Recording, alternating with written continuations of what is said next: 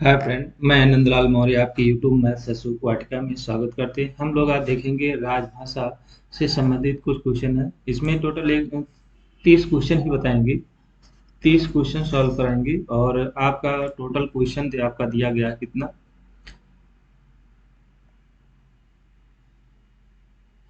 लगभग में दिया गया है कितने क्वेश्चन होंगे। 135 क्वेश्चन है, तो सिर्फ आज मैं 30 ही क्वेश्चन लेता हूँ इस पे। और वीडियो पसंद आएगा तो लाइक शेयर सब्सक्राइब जरूर करिएगा। चलिए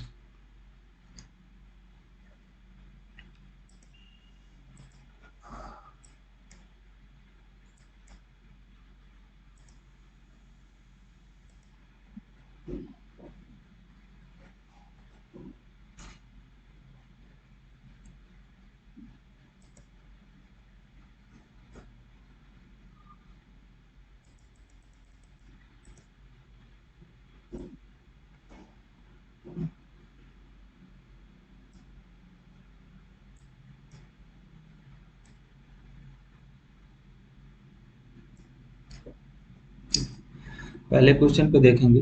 पहला क्वेश्चन है, राजभाषा के प्रयोजन के लिए देश को कितने क्षेत्रों में बांटा गया है। तो ये राजभाषा के प्रयोजन के लिए देश को का क्षेत्र, खा क्षेत्र और गा क्षेत्र, तीन क्षेत्रों में बांटा गया है। दूसरा नंबर का है, का क्षेत्र के अंतर्गत आने वाले राज्य और संघ शासित प्रदेश कौन कौन से हैं। तो ये है, देखिएगा, बिहार है, उत्तर प्रदेश है, मध्य प्रदेश है, राजस्थान है, हरियाणा, हिमाचल प्रदेश, झारखंड, उत्तरांचल, छत्तीसगढ़ राज्य और दिल्ली, अंडमान निकोबार द्वीप समूह। इतने क्षेत्र जो है का क्षेत्र के अंतर्गत आते हैं। तो कितने हैं? एक, दो, तीन, चार, पाँच। एक, दो, तीन, चार, पाँच, छ, सात, आठ, नौ। नौ जो हैं आपके राज्य से हैं और दो जो हैं केंद्र शासित प्रदेश से हैं। तो कुल मिला के 11 प्रदेश ऐसे हैं जो का क्षेत्र के अंतर्गत आते हैं। अगला क्वेश्चन है, 3 नंबर का है, देखेंगे। खा क्षेत्र के अंतर्गत आने वाले राज्य और संघ शासित प्रदेश कौन है, उसको देखेंगे। गुजरात पहला हो गया, महाराष्ट्र दो, पंजाब तीन, और फिर उसके बाद में चंडीगढ़, दमन दीव एक, दो और दादर नगर हवेली। मतलब ये दो स्टेट, एक दो तीन राज्य और दो जो हैं केंद्र शासित प्रदेश। तो दो राज्य ऐसे हैं जो केंद्र शासित प्रदेश हैं और जो राज्य हैं वो आपका एक दो तीन, गुजरात, महाराष्ट्र, पंजाब का क्षेत्र के अंतर्गत आते हैं। खा क्षेत्र के अंतर्गत आते हैं।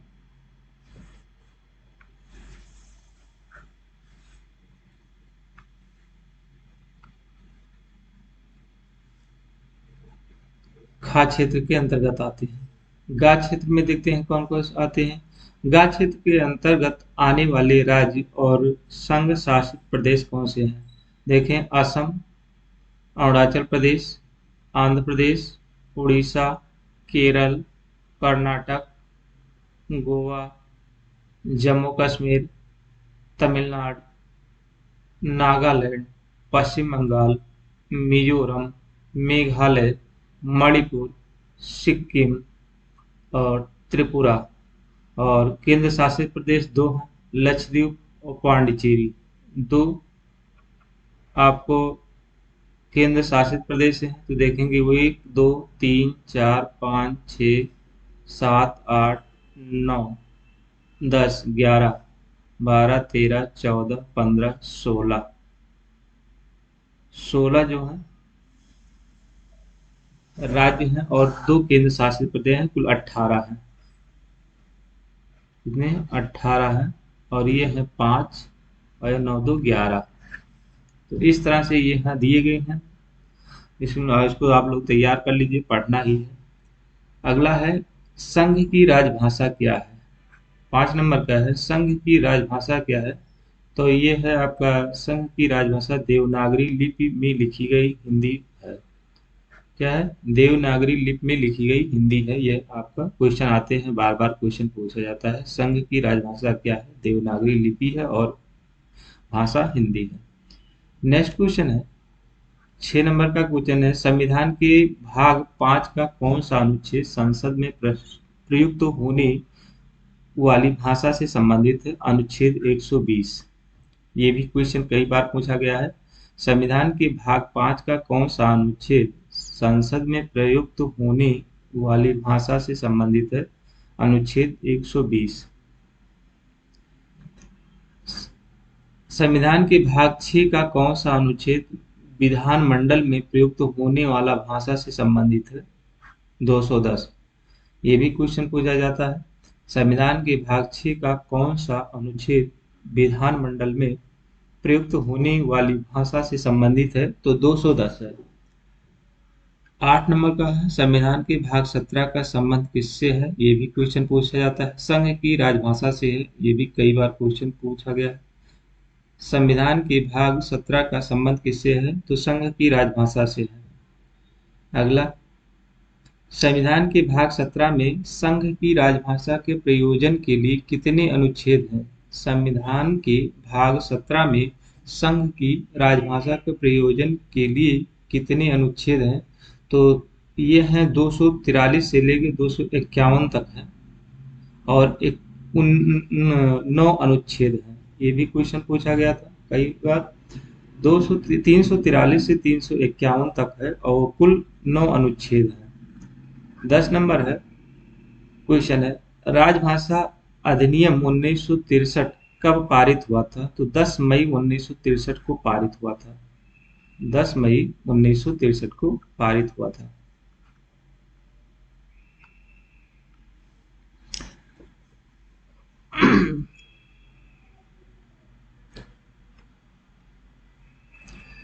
प्रत्येक वर्ष, हाँ क्या हुआ था? क्वेश्चन क्या पूछा था? राजभाषा अधिनियम 1963 का पारित हुआ था। 10 मई 1963 को पारित हुआ था। 11 नंबर का क्वेश्चन है राजभाषा अधिनियम 1963 का संशोधन कब हुआ था? तो 1967 में हुआ था। राजभाषा अधिनियम 1963 का संशोधन कब हुआ था? 1967 में हुआ था। 1967 में हुआ था। प्रत्येक वर्ष हिंदी दिवस कब मनाया जाता है? सभी को पता है, 14 सितंबर को मनाया जाता है। 13 नंबर का क्वेश्चन है हिंदी को संवैधानिक दर्जा कब मिला? 14 सितंबर 1949 को मिला था। 14 सितंबर 1949 को मिला था। 14 नंबर है अरुणाचल प्रदेश किस क्षेत्र में आता है और उसकी राजभाषा क्या है? तो अरुणाचल प्रदेश अभी बता चुके हैं, गा क्षेत्र में आता है और इसकी भाषा, राजभाषा जो है अरुणाचल प्रदेश अंग्रेजी है। क्या है? अंग्रेजी है। ये भी क्वेश्चन बहुत बार पूछा गया है। ये क्वेश्चन पूछा जाता है 14 नंबर का, वो अरुणाचल प्रदेश किस क्षेत्र में आता है और इसकी राजभाषा क्या है? तो अरुणाचल प्रदेश गा क्षेत्र में आता है और इसकी भाषा है अंग्रेजी। ये क्वेश्चन कई बार पूछा गया है। नेक्स्ट क्वेश्चन है 15 नंबर है राजभाषा अधिनियम 1963 की धारा 3 कब प्रवृत्त हुई? 26 जनवरी 1965 को हुई थी। क्या पूछा है? राजभाषा अधिनियम 1963 की धारा 3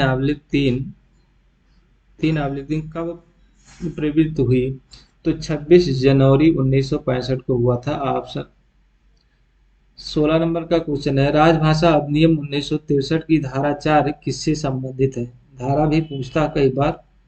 राजभाषा अधिनियम 1963 की धारा 4 किससे संबंधित है? तो संसदीय राजभाषा समिति के गठन से संबंधित है। संसदीय राजभाषा समिति के गठन से संबंधित है।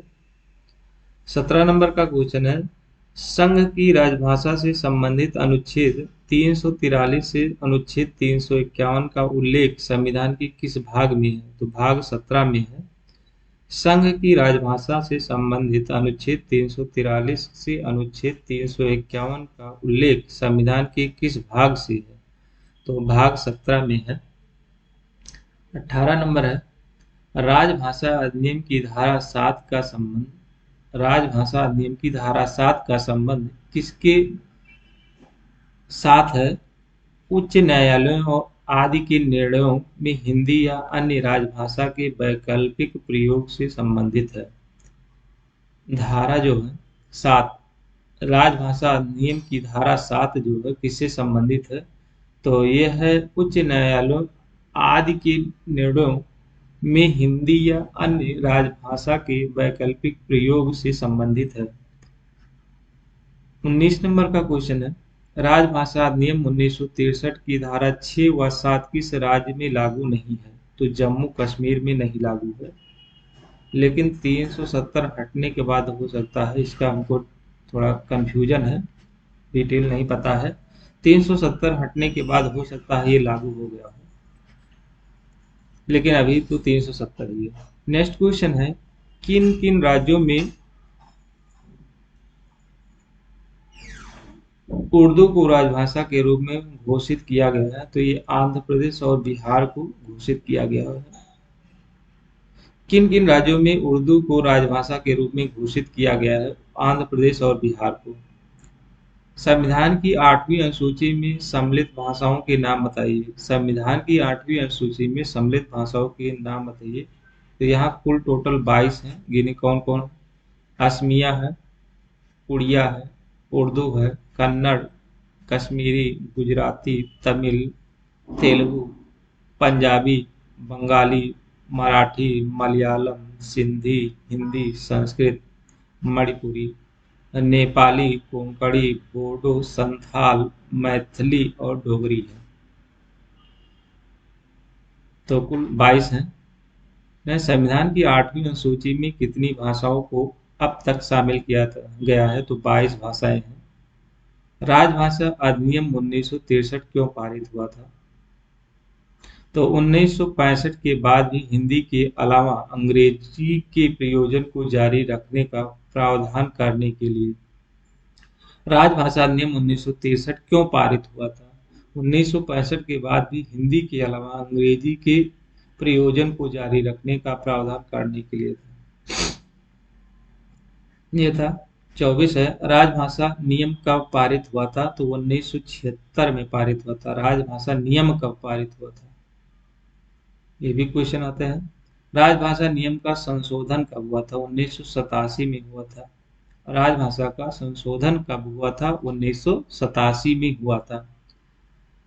26 नंबर है, राजभाषा आयोग का गठन कब हुआ था? 7 जून 1955 को हुआ था। 7 जून 1965 को हुआ था। राजभाषा आयोग का गठन कब हुआ था? 7 जून 1965 को। 1955 में गठित 27 नंबर है, 1965 में गठित राजभाषा आयोग का नाम क्या था? तो खेर आयोग था। खेर आयोग। 1965 में गठित राजभाषा आयोग का नाम क्या था? खेर आयोग। 28 नंबर है, 1955 में गठित प्रथम राजभाषा आयोग के अध्यक्ष कौन थे? तो वीवी खेर थे। मुंबई राज्य के भूतपूर्व मुख्यमंत्री स्वर्गीय बाल गंगाधर खेर थे।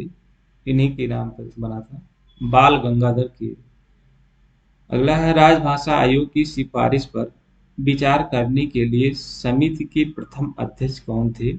राजभाषा आयोग की सिफारिशों पर विचार करने के लिए गठित समिति के प्रथम अध्यक्ष कौन थे? भूतपूर्व केंद्रीय गृह मंत्री स्वर्गीय गोविंद बल्लभ पंत थे। 30 नंबर है, संविधान के अनुसार संवैधानिक नियमों या विनियमों और आदेशों का अनुवाद कौन करता था? तो ये देख लीजिए कौन करता है, विधि मंत्रालय करता था।